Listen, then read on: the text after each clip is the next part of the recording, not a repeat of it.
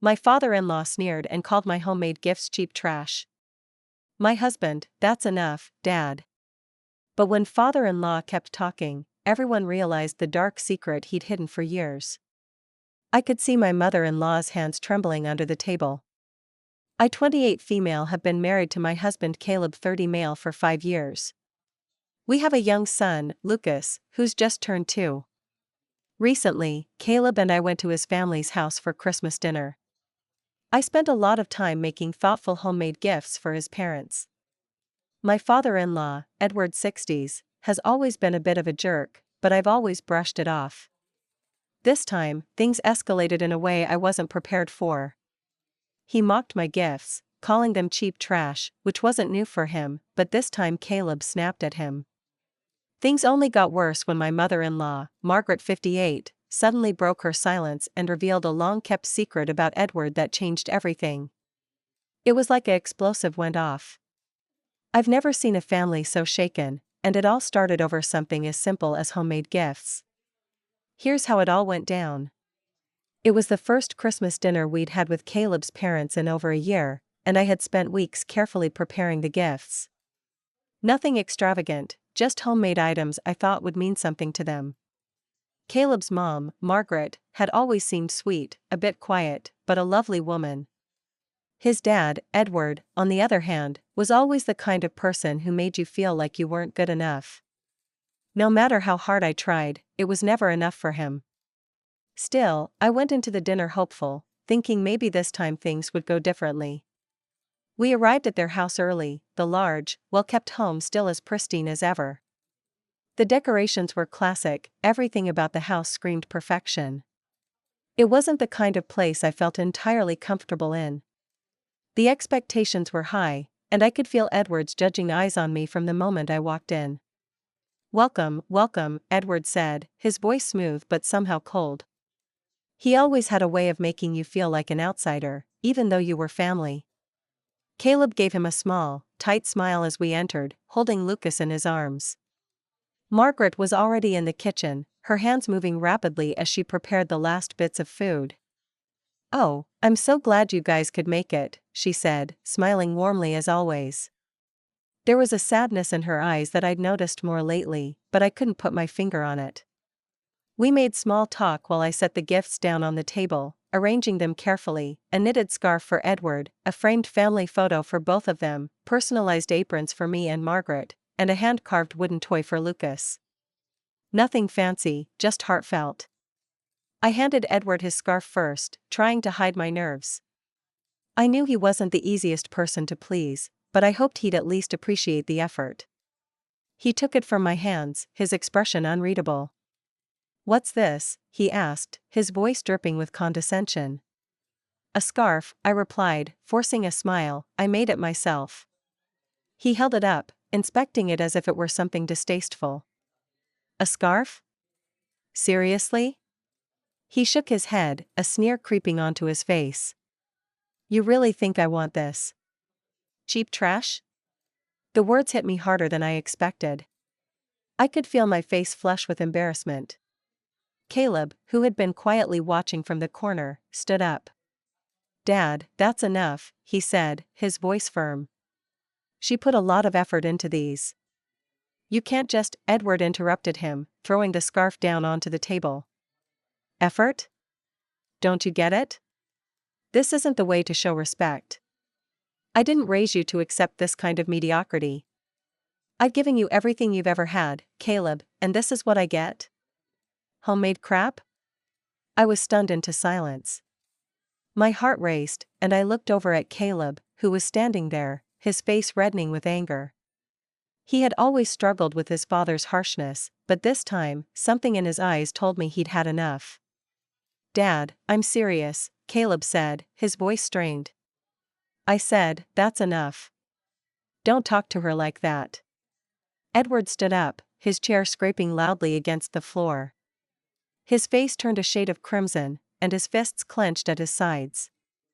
"You've gone soft, Caleb. I can't even talk to my own son anymore without him defending this nonsense." I couldn't take it anymore. I just wanted to leave. I had spent all this time making something for these people who would never appreciate it, and now I felt small. I felt foolish for thinking that any amount of effort would change the way they saw me. Margaret, who had been sitting quietly at the table, suddenly spoke. "Edward, stop. Just stop." Her voice was shaky, and I could tell she was trying to hold it together. But there was something different about her. A quiet anger simmered beneath her calm exterior. Edward didn't seem to hear her.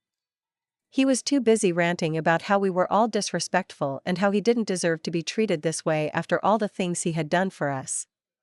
But Margaret, who had been silent up until this point, stood up slowly, her hands trembling. "I know about the affair, Edward," she said, her voice barely a whisper, but it sent a shockwave through the room. Edward froze, his eyes widening. "What are you talking about?" he asked, his voice sharp. But I could see the panic in his eyes. He knew exactly what she meant. Margaret took a deep breath, trying to steady herself. "I've known for years, Edward.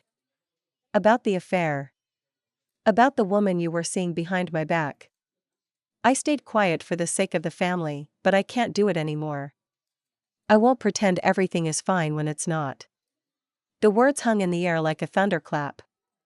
I looked at Caleb, who was staring at his mother, his mouth slightly open in disbelief. I didn't know what to say.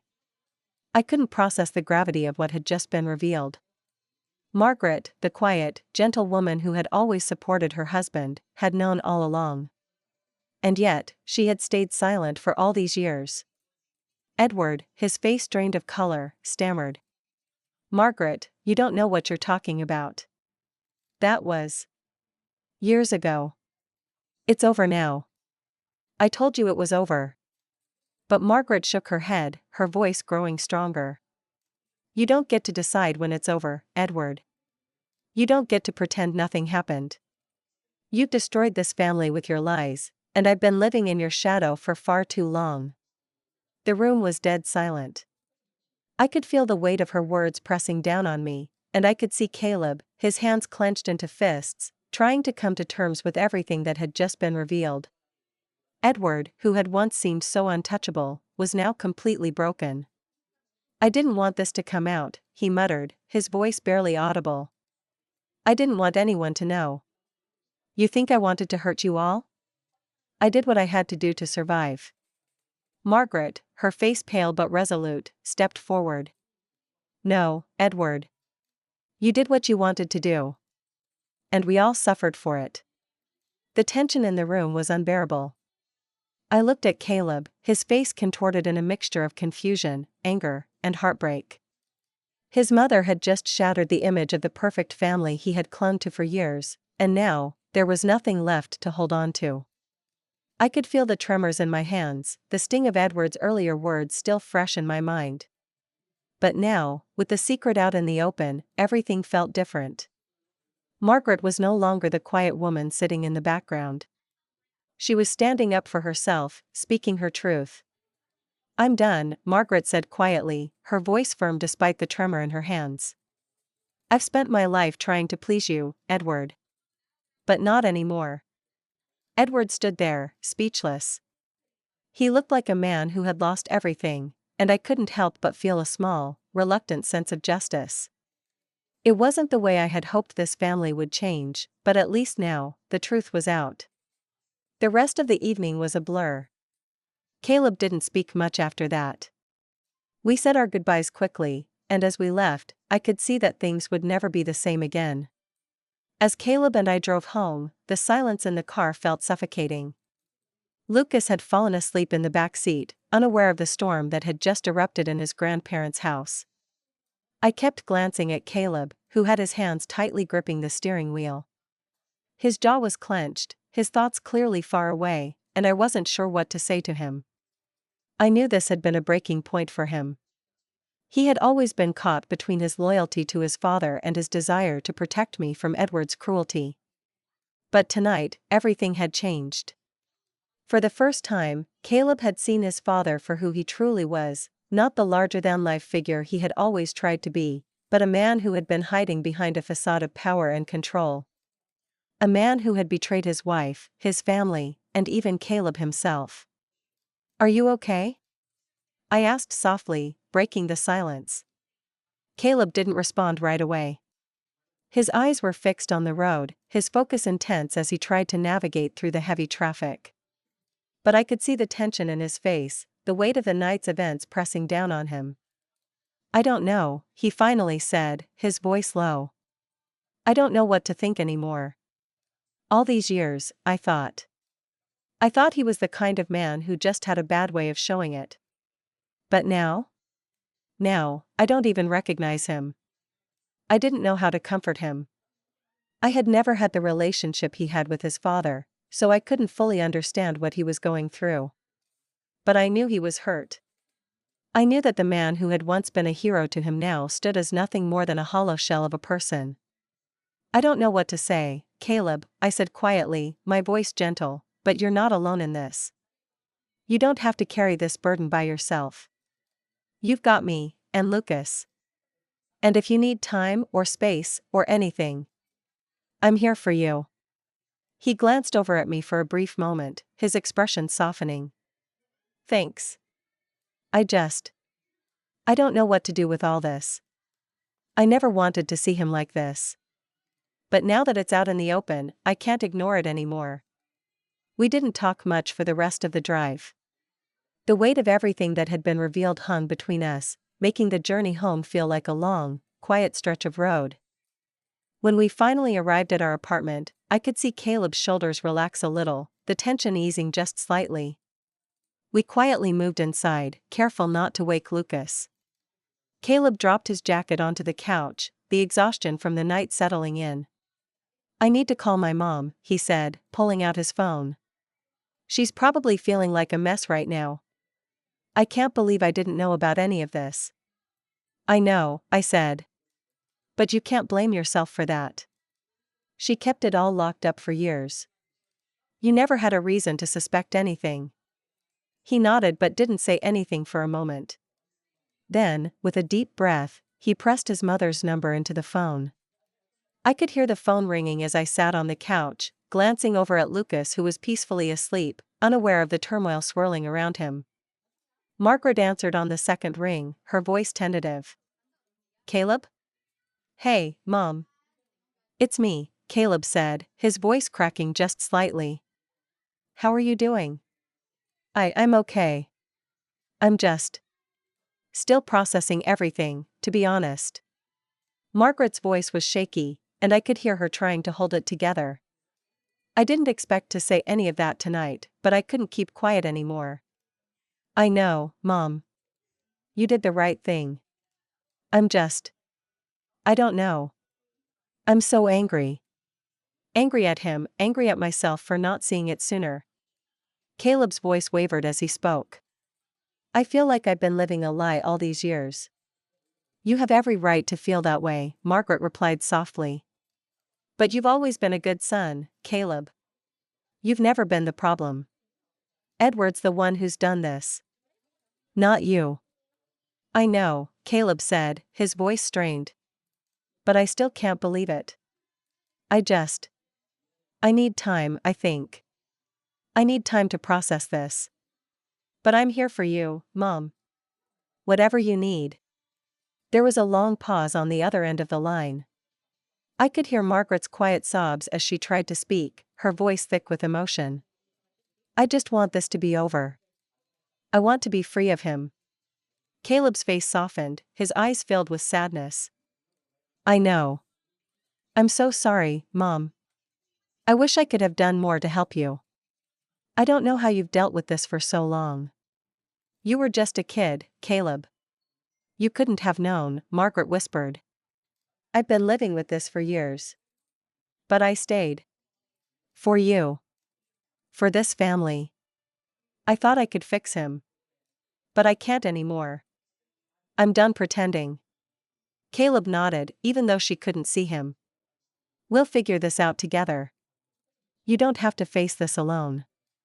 I'm here for you." I watched Caleb closely as he spoke with his mom. His face was a mixture of anger and grief, and I could tell how torn he was. The man he had spent so many years trying to please, his role model, his father, was now nothing more than a liar and a cheater in his eyes. After a few more minutes, Caleb ended the call, his face pale and tired. He sat down next to me, running his hand through his hair in frustration.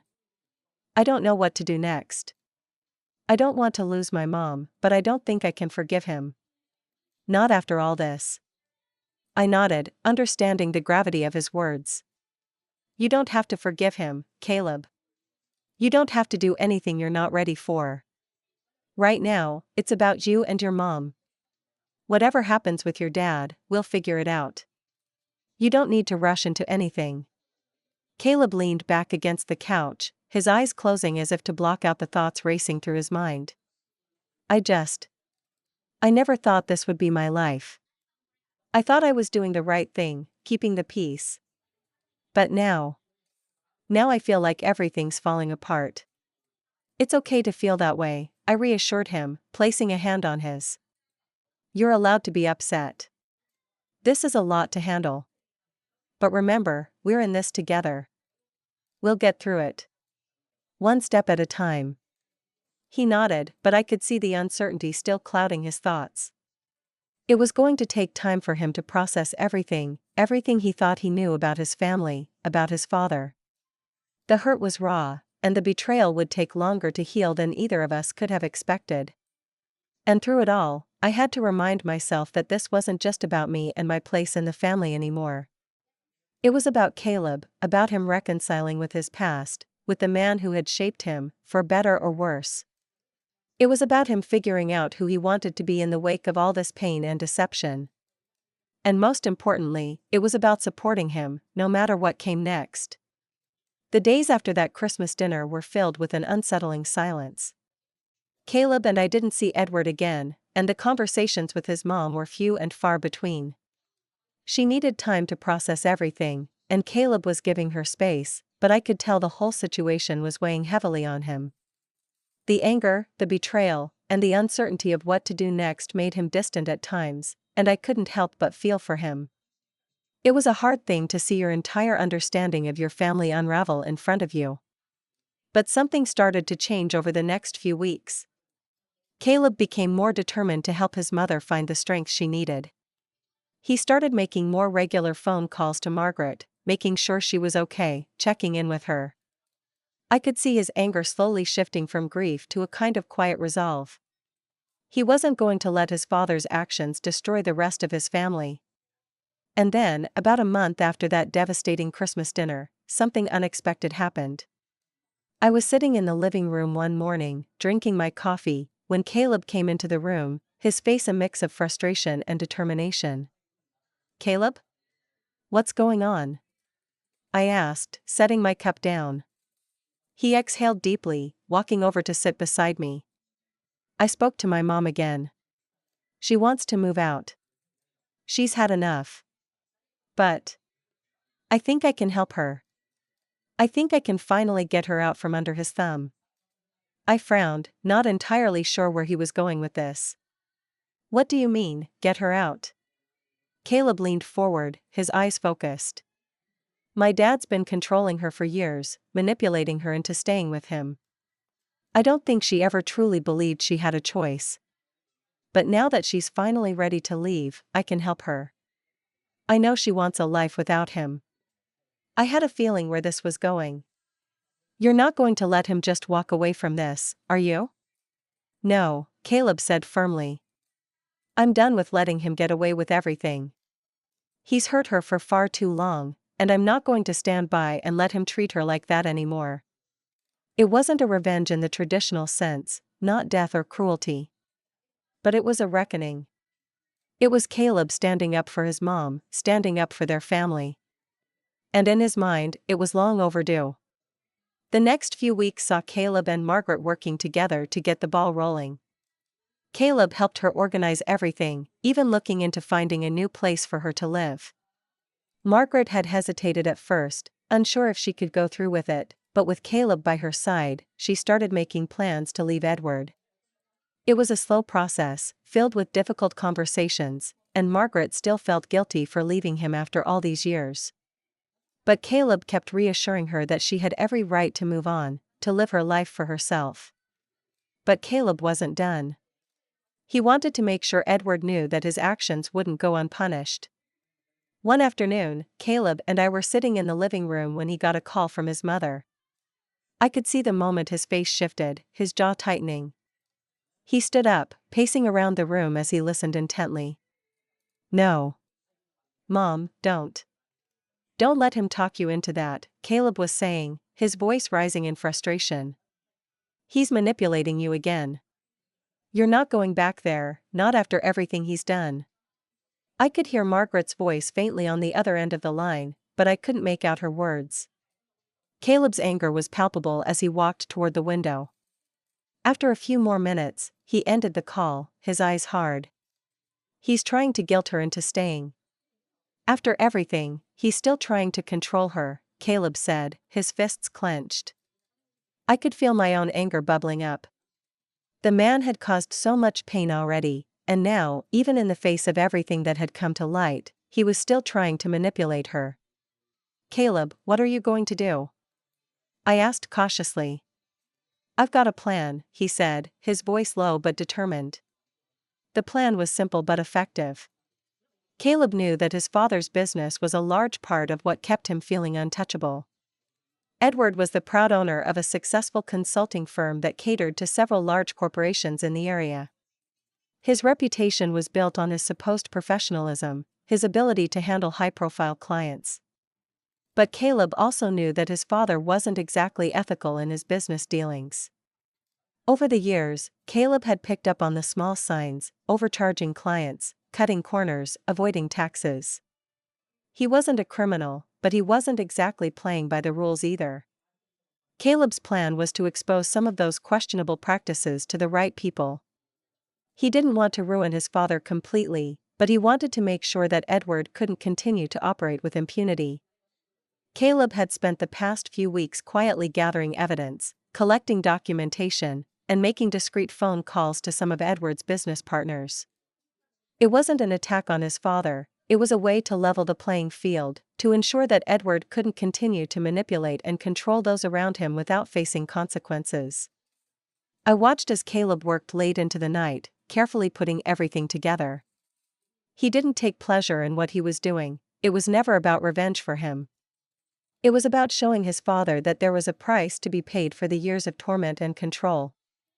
A few weeks later, Caleb got a call from one of his father's biggest clients. The tone of the conversation was tense, but I could tell that Caleb's strategy was working. Edward's company was under scrutiny. Internal audits had begun, and there were whispers of fraud.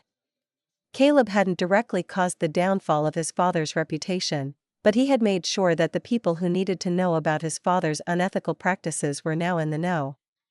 It didn't take long for the clients to start backing away, the contracts to start drying up. Edward's empire was beginning to crack. I could see the stress starting to show on Edward's face when we bumped into him at a local coffee shop one afternoon. He was by himself, looking more tired than usual. When he saw Caleb, his expression soured, and I could feel the tension in the air. "Caleb," Edward greeted him curtly, his eyes narrow. "I hear you've been busy lately." "A little too busy, don't you think?" Caleb didn't flinch. He stood tall, his voice steady. "I'm just making sure things are done right. Can't have people like you cutting corners, can we?" Edward's jaw tightened, and for a moment, I thought he was going to say something harsh. But then he seemed to think better of it, his gaze flickering away. "You're a fool, Caleb. You're ruining everything." Caleb's smile was small but satisfied. "No, Dad. You did that a long time ago. It wasn't cruel. It wasn't violent. But it was a reckoning." Edward had spent years tearing his family apart with his actions, and now, it was time for him to feel the consequences, even if just a little. He had spent his life relying on his reputation, on his control over people, but now, that power was slipping away. Months later, things had settled into a new normal. Caleb and Margaret were rebuilding their relationship, one that had been shattered for so long. Margaret had moved into a small house of her own, and while she was still adjusting to the idea of independence, I could see the peace in her eyes. Caleb and I, along with Lucas, would visit her often. And even though Edward still tried to keep his distance from his family, I knew Caleb had found a way to protect his mother, to give her the life she deserved. As for Edward, his business was struggling, the reputation he had built starting to unravel. It wasn't a dramatic downfall, but it was enough. He was no longer the man he once was, and in some ways, that felt like justice. Not the kind that brought satisfaction through destruction, but the kind that came from watching someone face the consequences of their own choices. And for Caleb, that was enough. We didn't have to destroy Edward. Life had a way of doing that on its own. And for the first time in a long time, I could see Caleb starting to heal. The weight of the family's past had lifted, and while things would never be perfect, they were moving forward. And that was all that mattered. The road to healing wasn't easy, but with time, patience, and the support of each other, Caleb, Margaret, and I had found a way to move past the pain. Edward might have thought he could control everything, but in the end, the truth had a way of surfacing, and that was the sweetest kind of revenge.